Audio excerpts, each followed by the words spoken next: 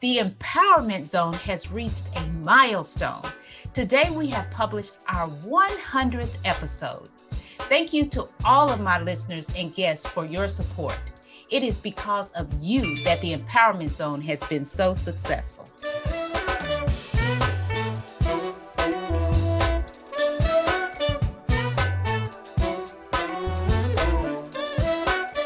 Welcome to the Empowerment Zone with Ramona Houston, where we zone in on Black and Brown relations and our journey to empowering our communities.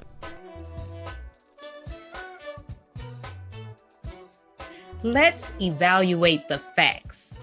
According to LatinasRepresent website, in 2019, Latinos constituted 18.3% of the nation's total population. That means that out of 59.9 million Latinos who live in the United States, about 26 million are Latinas. And as a group, Latinos are on track to becoming the largest racial or ethnic group eligible to vote in 2020, with about 32 million eligible voters. So despite their important role in the country, Latinas continue to be underrepresented in all areas, including politics. Currently, Latinas only make up 2.6% of Congress, and their representation on the local, state, and federal levels are even lower, where Latinos have a representation rate of 1.2%. America, we have some work to do to make sure that our leadership truly represents America. Welcome to the Empowerment Zone. I am your host, Ramona Houston, and today we're going to discuss the importance of increasing Latina leadership in politics. Today, our guest is Stephanie Lopez, and she is Program Manager of LatinasRepresent. It is an initiative of the National Hispanic Leadership Agenda. Stephanie Gabriela Lopez seeks to increase Latina civic leadership and political representation in the United States through LatinasRepresent. In this role, she oversees strategic planning, development, programming, and coalition work. She is a first-generation Salvadorian American with experience in international education, children's rights, and immigration advocacy. She earned a master's degree in Latin American Studies from the University of Cambridge, and while on a Gates Cambridge scholarship, and holds an undergraduate degree in political science and mass communication and journalism from California State University, Fresno. Welcome, Stephanie. How are you today? I'm good. Thank you so much for having me. I'm excited to be here.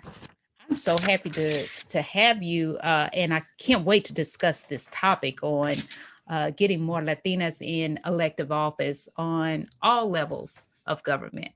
So before we get into that great conversation, I want you to tell our audience a little bit about yourself, your background, how did you get to LatinasRepresent? What excites you? Just tell our audience a little bit about you. Yeah, that is such a great question. So as you mentioned, I am a first generation American. My parents are from El Salvador.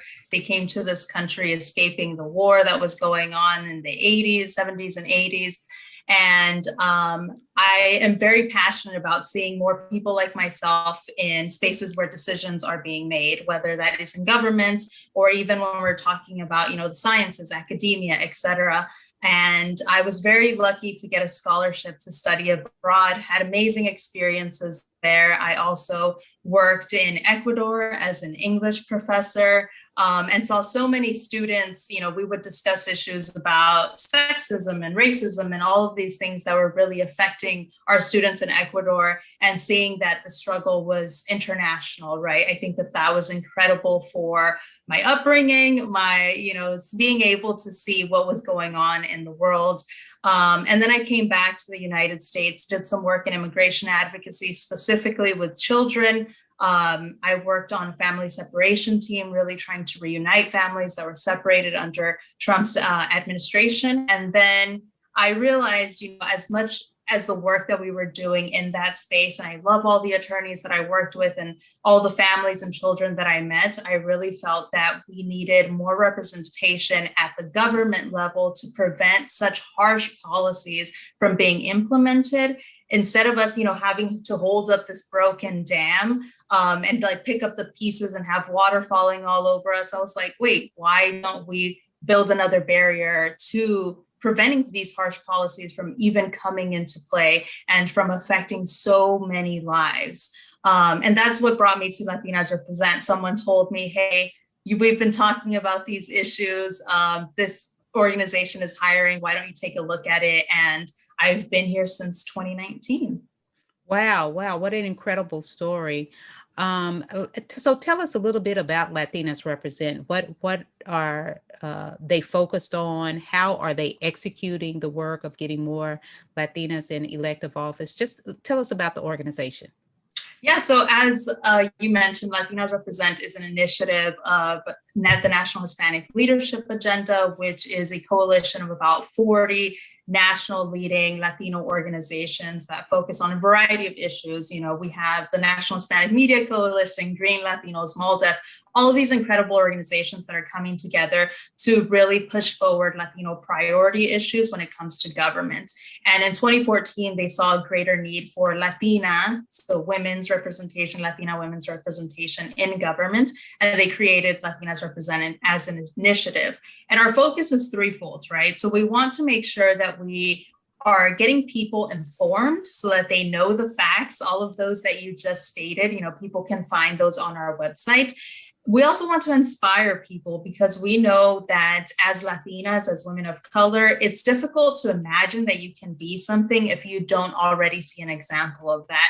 And then we also want to prepare. So preparation is the last step. We want to make sure that those Latinas who are encouraged and inspired and informed are getting the preparation and training that they need in order to push forward and become part of government. And when I say government or politics, I'm talking about, the local, state, federal level as government, and politics as a means to bringing about transformative and systemic change in your community and in this country at large.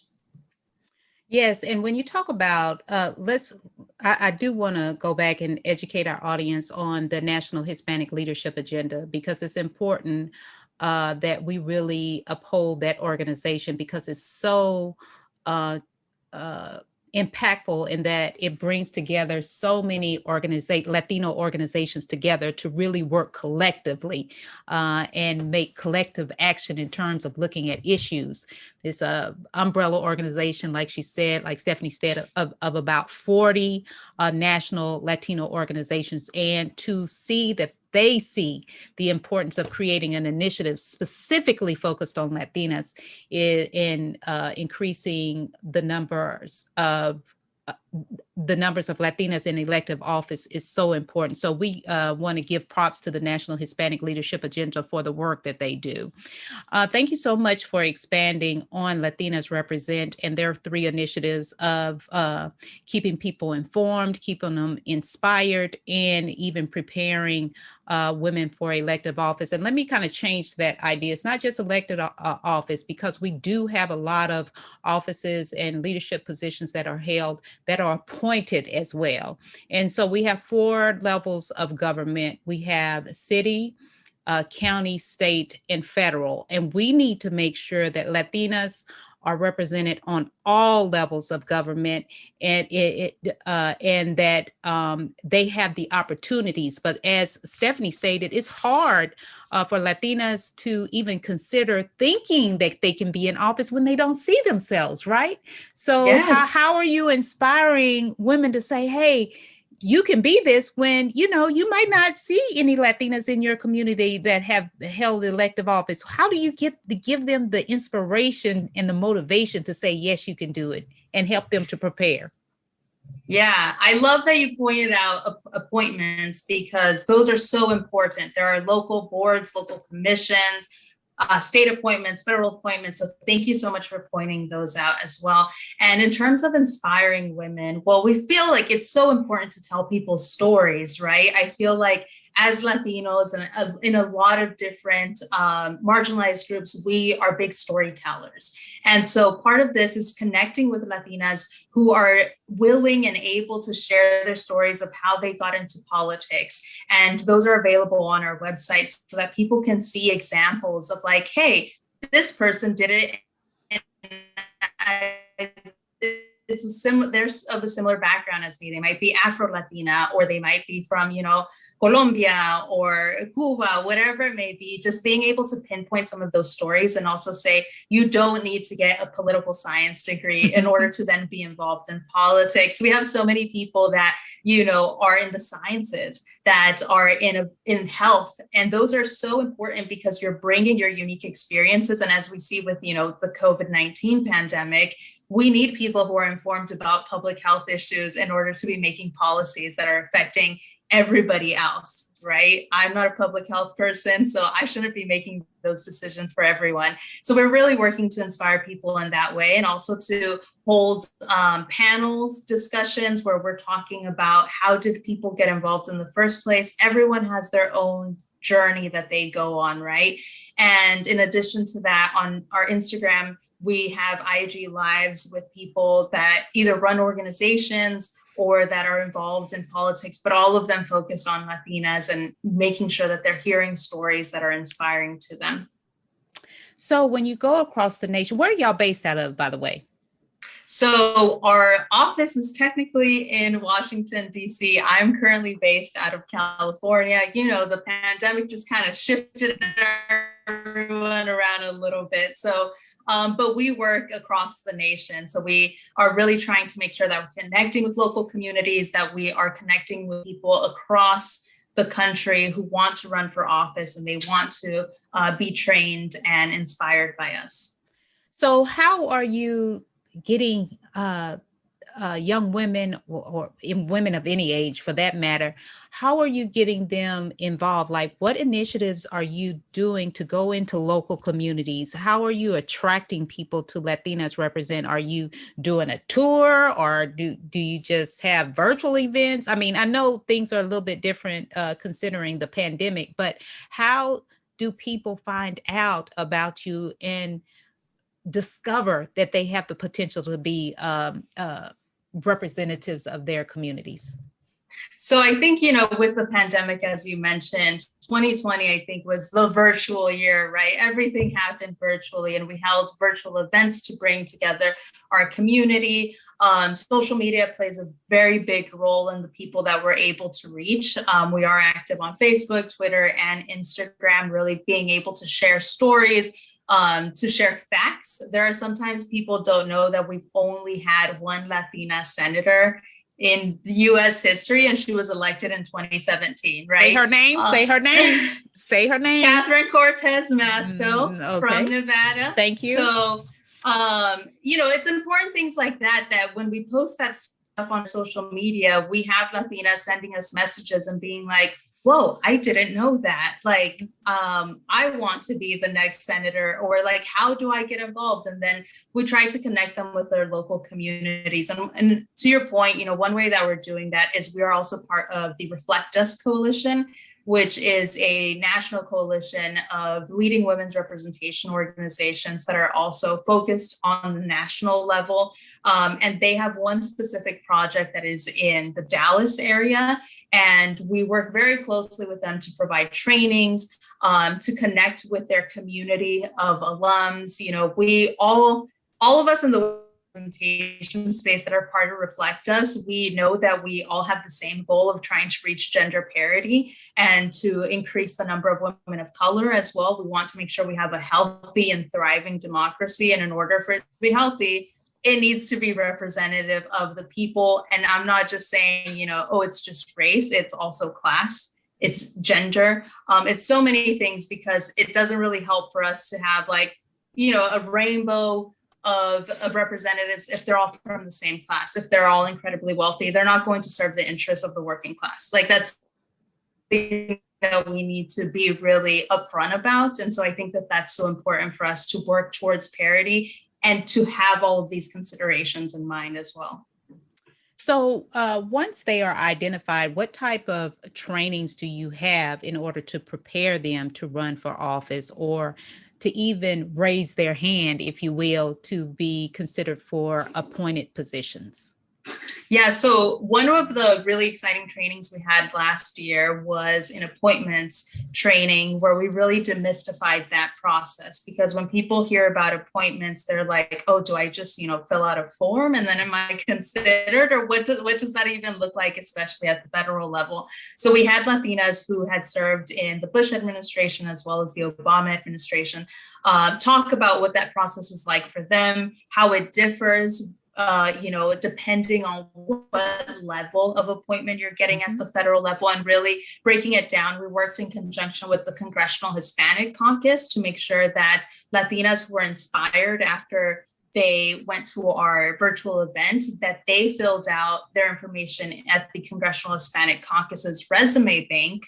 So we made sure that we're kind of centralizing information, because it's not that helpful if, you have 5 organizations all collecting resumes and doing all of that thing. So we wanted to send them to one central location where they were going to be vetted, they were going to receive more support, things like that. So really getting them inspired. And in terms of elected office, as I mentioned before, we partner with our Reflectus Coalition partners to really make sure that we're putting them in the areas where they need to be. So for example, She Should Run is another organization that works for women's representation. And they're kind of at this point where Latinas Represent is trying to make sure that people even raise their hand in the first place, as you said. Statistics tell us that a woman has to be asked at minimum 7 times to run for office before they actually decide to do so. And 7 times is a lot, right? And so we want to make sure that we're providing that pressure and also that support for them. And then we have an organization that is amazing called Vote, Run, Lead, right? And they provide very specific training as to how to run a campaign, how to do all of these things. They have chapters in different states as well that people can be connected to. So we want to serve as a resource. And we're also working on our own training that hopefully we'll be able to launch at the end of this year. So just something to look forward to as well. Well, that's great that you're working with local organizations and partnering with the work. There's no need in creating another wheel. And it's better that we have organizations all doing our unique work and our unique purpose. So I'm so glad to hear that you are indeed partnering with various other organizations. So if for women who are really considering, they're thinking about, they hear this interview and they say, I think I want to consider this. What type of characteristics do you think these women need to have in order to be leaders? What do you think that they need to work on? What type of individual, what talents and skills do they need in order to be successful representatives of their communities? Yes, I love that question. I think, first of all, there is leadership potential in every person. And I so glad you said that. Repeat that again. Repeat that again, please. Leadership potential in every person. And I strongly feel that coming from like a background such as myself, and when I talk to other Latinas, I'm like, our tias, our abuelas, they were all leaders. Like, you do not need a master's degree. You do not need to go to law school to be considered a leader. That's it. You are a leader. So you need to really step into that power and make sure that you are moving forward. And if you care about something, then you are qualified to run, right? It's one of those things that you need to find your North Star. I think that that's the biggest thing for people who are thinking about running for office. It's, what is your why? Why is this something that you are passionate about? Because that is the thing that is going to guide you. You cannot lose sight of your North Star. There are so many things that happen during campaigns. There are so many things that are going on. But if every day you know what your why is, then you are going to be able to push forward through any of the challenges that come about, And that could be, you care about affordable housing, you care about healthcare, you care about women's rights, and being even more specific than that. And even at the local level, you care about the fact that you want your child to go to a safe school and you want to be part of the school board because of that, right? So figuring out your why. And then the next thing I would say is, and I think this is for everyone, not just for people who are thinking about running for office, I think it's being able to tell your story. What is it that drives you as an individual? What inspires you? Where do your passions lie? That is so incredibly important. And you're going to have to tell your story as a candidate so many times. You're going to have to become a pro networker, and being able to form relationships with people. And then one of the biggest things I would say is, elected officials that really inspire me are those that see themselves in a role as a person who is providing a microphone and a platform for their community, for the people that they are serving, the people that are saying, I am going to decide to run for office because I want to make sure that my community receives the services that they need. And I am here to listen to my community, and I am here to push those ideas forward. It's not about myself and my ego and the fact that I want to write something else on my resume. It's about the fact that I know that my community has needs, but those are not being met, and that together we can push those ideas forward. And that's what's so important is passion about some particular issue that needs to be addressed, that will get you through the hard challenges, that will make sure that you continue to pursue and keep the community first, because you're always looking at the issues, not about it's elective office and public service is really not about you. And that's why we need Latinas who really care about their families. They care about the communities. They care about the organizations and institutions which are in their communities. And those are the type of people we need. And I really appreciate your extended explanation of who should be involved, because so many times we think we ought to be this, that, and other. We have to have this degree. We have to be from this community. We have to have this much money. And no, you don't need all of that. All you need is the passion and the desire to serve. Yeah, and knowing that your experiences are valuable. I think so many times we're made to feel that we shouldn't have a say because our community is whatever, right? There are so many adjectives that people use for our community, but we need to be sure in ourselves and know that our opinions are valuable. And the fact that we have certain experiences makes us even more qualified than people that have never experienced hardship in their lives, right? And it's one of the things that I held on to when I was even applying for my scholarship at Cambridge. It's very, there were a lot of people from Ivy League schools applying to this. And I was told by a person of color as well, there are certain people that apply for this. Do you really think you're qualified? People will try to bring you down. And I continue to push forward. And I was told many times, the fact that you have all of the experiences that you have makes you even more qualified than the person who had all this mentorship and all this training, and they received, interview prep for days that was paid for by their parents. Those people don't have the experience that I have. They haven't faced the hardship that I've faced. So they just don't know, and they can't advocate for our communities in the same way. Mm-hmm. And that's so true, that many times we undermine the characteristics that we do have.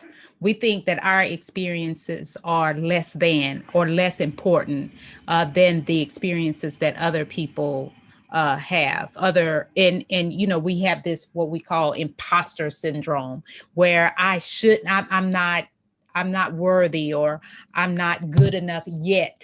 And we tend to compare ourselves to other people. So I'm so glad you talked about your own personal experience, that you said, no, hey, I am worthy. And my experiences are what make me unique. Yeah. And I'm glad that you brought up imposter syndrome, because I've also been hearing a lot of it. We are made to feel that way. It's not necessary. Yes, we internalize some of that and it comes across as an imposter syndrome, but I also feel like it is gaslighting to a point, right? The fact that our people have been told for so long that our experiences were not valuable, that we need a certain degree of education, that we need all of these things in order to be good enough, when in reality, we are good enough, right? And it's so important just to know that like we have been told so many things about ourselves and our communities and our people, and we have internalized that. And we need to break past that, and we need to make sure that we are pushing for ourselves and for our communities and making sure that we have the things that we need, because no one else is going to advocate for us. We're going to have to do it ourselves. And that's why mentorship is so important. You talked earlier about how you have other Latinas to come in and have conversations, these virtual conversations you talked about them coming in and telling their experiences in their positions of influence. And I think that's why mentorship is so important, because you realize that your experience is not so unique. Like, these women had some of the same challenges that you had. They had to overcome some of the same mental hangups that you are experiencing right now. And so by having those women to come in and share their experiences with other women who aspire to those positions, I think that can be really impactful for the women who want to aspire into these positions. Yes, mentorships are so important. Finding yourself a mentor who has gone through something similar as you, or who is very different from you, is also going to give you a unique perspective and is going to help uplift you and help you keep pushing forward, especially when things get rough. You know, you have someone that you can call and talk to, and that's going to give you incredible advice. That is so important and valuable, especially for us as women of color. Mm-hmm. Exactly. So is there any other information you want to share with us about about Latinas Represent that you think would be relevant to our audience? Yeah, I think that it's so important for people to get involved, right? I think that we need to make sure that I would love for the audience to go to Latinas Represent website, look at the facts, look at the figures. We're actually working on something really exciting that is research around state legislators. And just like as a little preview, nearly half of all the states in the country have never had a Latina serve in the state legislature. Wow. So, yeah. And these facts and figures aren't necessarily out there. Like, that's something that we found out as we're working on these Latina issues. We're like, oh, someone has had to have studied, you know, how many Latinas have served in state legislators across the country. But that's not the fact. So we have to go through and do a lot of that data collecting and research and really looking at pay disparities as well. Because there are some state legislators that have a base pay of $0 or $100, others that are paying up to $100,000. Wow. And so, I mean, let's be real. A lot of the states that have never had Latinas serving in the state legislators because they have very minimal pay, which means that we have to overcome so many barriers to even get there. And then we're going to have to work 2-3 jobs plus being a state legislator. It makes it very difficult, right? So I think one of the big things is there needs to be systemic change. In order for us to really be able to thrive. And those are the things that we need to push for. So in terms of things that are coming up for Latinas Represent, we have new research that we're working on. And we're like I said, working on training programs to hopefully be able to really reach out to a cohort of women or a larger group of women and give them Latina specific training that's going to help them push forward. So all of that information, as it starts coming out, is going to be on our website, LatinasRepresent.org, and then on our social media, which we're very active. And I always tell people, you can always reach out to us via like DMs on Instagram or on Twitter, because I'm the person who manages that as well. And I love connecting with people. I love hearing their stories. People will send me links to articles and be like, that's me, I'm doing this work and I want to run for office. And I love having a conversation with them. And I don't even see it as work at that point, because I'm like, I'm just connecting with another Latina at this point. And it's so good to be able to hear these stories and to tell them, you know, like, yes, push forward, like, echa pa adelante, like, you can do this, you got it, and we're here to support you and to provide you with a network of people that are going to uplift you as well. So tell me, 2 questions. If I am in the audience and I'm listening to you and I want to get involved and I want to pursue elective office in whatever level of government or appointed office, what specific steps would you give that person? And then, secondly, for the audience who want to support and make sure that more Latinas get into elective and appointed office, what do we need to do?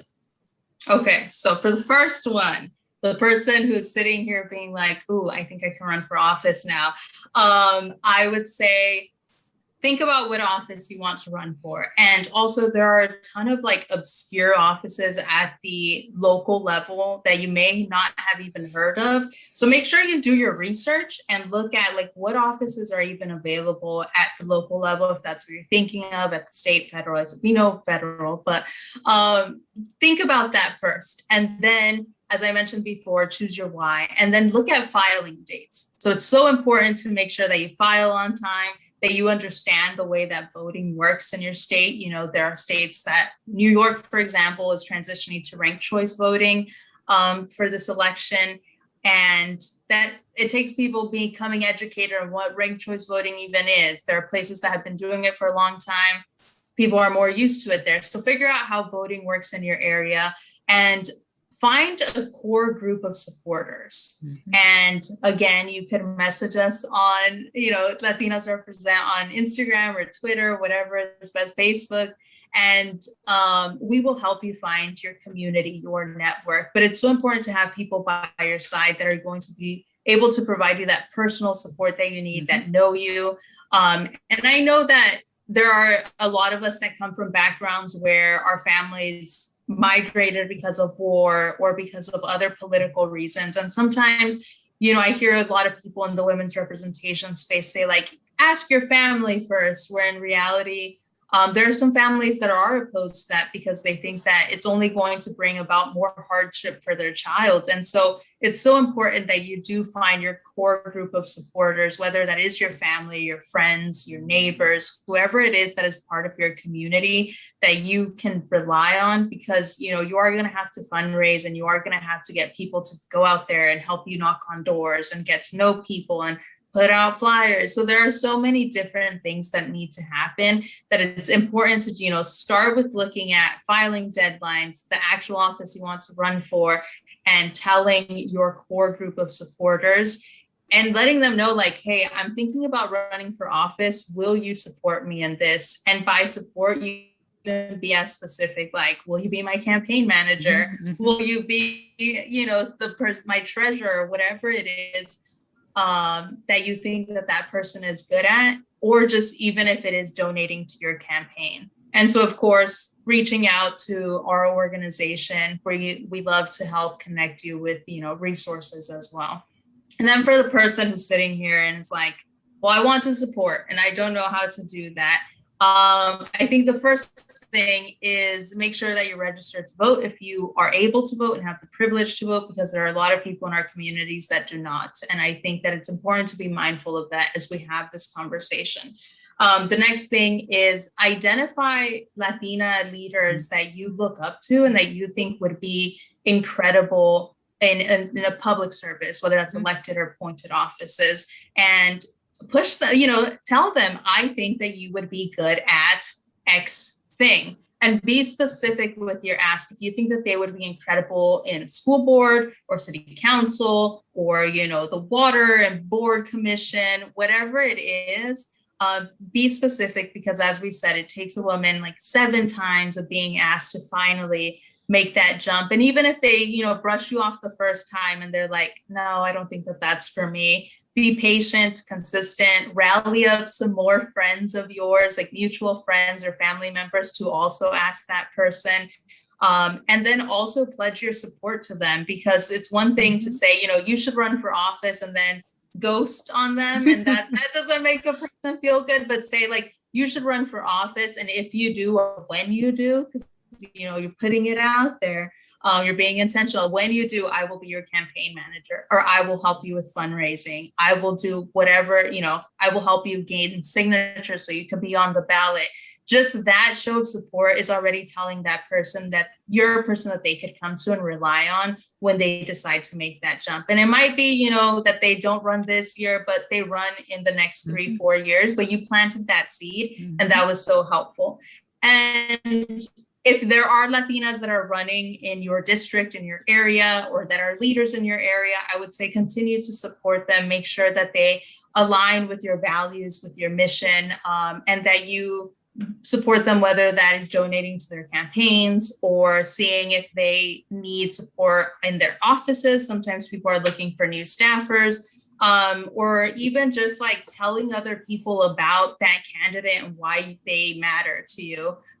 Because so many times, you know, women are accused of sounding shrill or of being not good enough. And you might be sitting in a room with someone saying these terrible things about someone that they don't know, but they just saw a picture of, and they see that this person is a Latina and they're like, oh, this person is unqualified.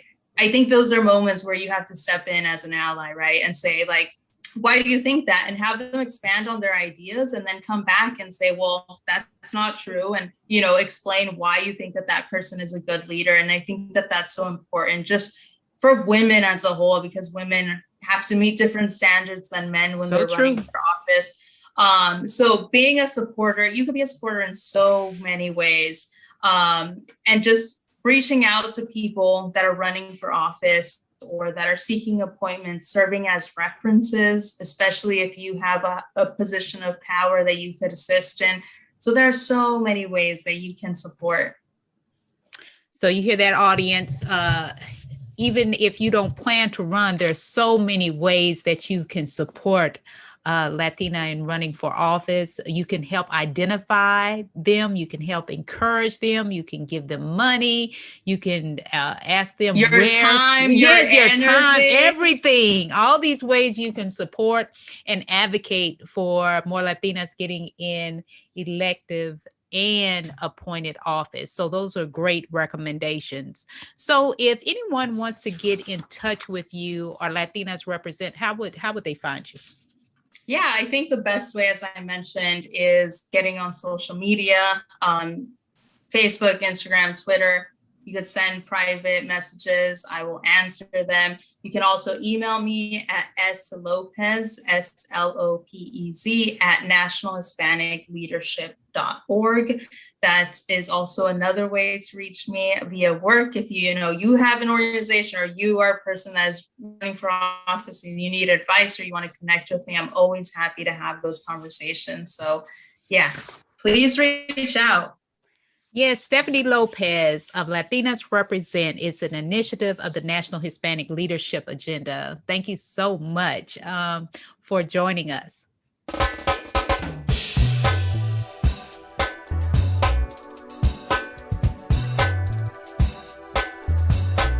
And so now we're moving on to our college strategies portion of our show. And I wanted to know, what if you had any secret, or not just secret, but just any advice you would give students to make sure that they are successful in college? What advice would you give them to maximize their college experience?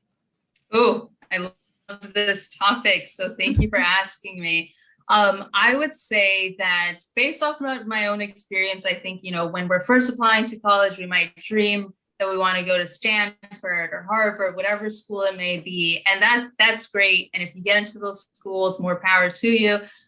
Scholarships are so important. It's important to get into those schools, but it's also important to have those schools pay for your education because they owe us. And so I think reparations. Yes, I think it's so important for us to get an education, to also do so with as minimal debt as possible in order for us to have more freedom once we graduate. And when we're in college, to really seek out opportunities, whether that is joining clubs, connecting with your professors, making sure that you're going to office hours, taking advantage of that, because professors also know a lot about internships and scholarships and things that might be able to help you. Getting mentors of people that you feel very close to or that you feel like can give you really amazing advice. I had incredible mentors when I was in college that they were the ones that first presented the idea of like, Stephanie, you should go to Cambridge and apply to this school. And I was a little bit shocked when they told me this because I was going to Fresno State at the time. And they were like, no, we really think you can do this. And we will help you through the application process. We will, prep you. We will do all of these things. And they shared their time, their energy, their commitment to education, and really saw something in me that I will forever be grateful to them for, all of this, everything that they did for me. And so I think it's so important to just build really good relationships and networks in college. And to, in college, you could also run for office. There are student governments, and that is a great way to gain some experience of what that is going to be like in the future. And I think, just learning, really taking advantage of what you're being taught and absorbing those ideas and putting them into practice is so important. So if you're able to do so, join clubs, talk to professors, get mentors, and really focus on being that energy and that source of positivity for yourself and for your community at large. Because I think for myself, as a child of immigrants, I really do acknowledge that when I graduated from both Fresno State and from Cambridge, it wasn't just for myself. Like I had gotten to that point in life because of so many, like the shoulders of my ancestors that I stood on and the support that I got from people around me. And the fact that it really took collective energy to get someone like myself into those spaces. And it does take, work from yourself. You have to do the work, but also acknowledge that you didn't do it yourself, that there was collective energy around that. And that part of it for me is always to give back to your community and to give back to the people that have helped you get to those places. Thank you so much for all of that great advice. I forgot to ask you in the beginning, if you could tell us what school or schools did you attend and what were your majors, so the people who are listening will know your educational background. Yeah, so I went to Fresno State, California State University, Fresno, for my undergraduate, where I had a double major in political science and mass communication and journalism. And then in my master's degree, I got that from the University of Cambridge, and it was in Latin American studies. Great. And so Stephanie has some great advice. Make sure that you apply for scholarships because you want to make sure your educational career is paid for. You don't want to go into debt attending college.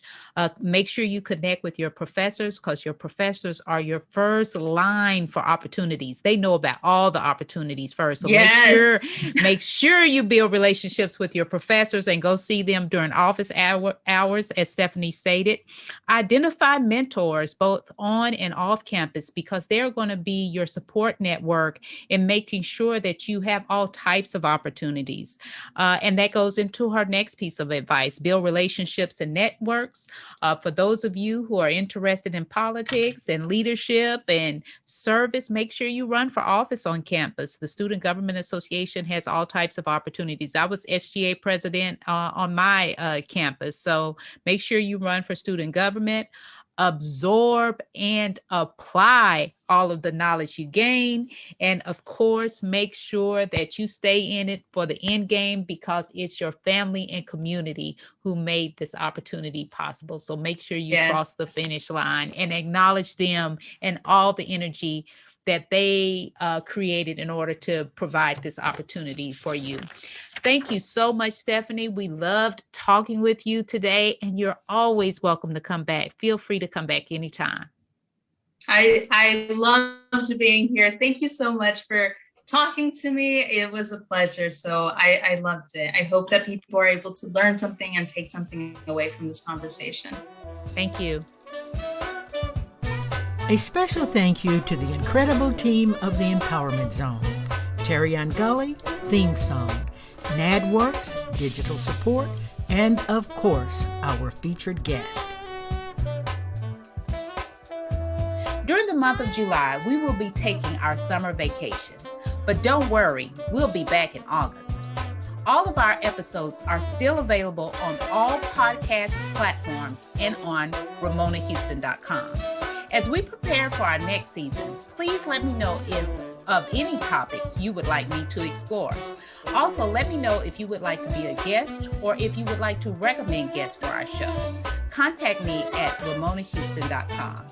We are always interested in featuring new ideas and featuring guests who are impacting and empowering our communities. Again, thank you for your continued support of the Empowerment Zone. Have a wonderful summer.